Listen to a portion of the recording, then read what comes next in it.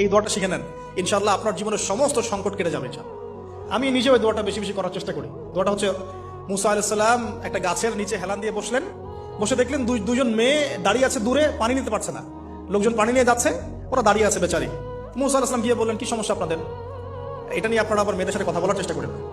ঠিক আছে, তো মাহারাম গায়রা মাহারাম মেনে চলে। তারা বললেন যে আমাদের বাবা অনেক বৃদ্ধ মানুষ, আমরা পানি নিতে পারি না যতক্ষণ না আমাদের কম পানি নিয়ে চলে যায়। মুসা আলাইহিস সালাম একটু বললাম না, ফিজিক্যালি খুব স্ট্রং ছিলেন, থাকে না বডি বিল্ডার, সামনে গিয়ে কথা বলে সরো পানি দিতে দাও, তখন মানুষ একটু মূল্যায়ন করে না।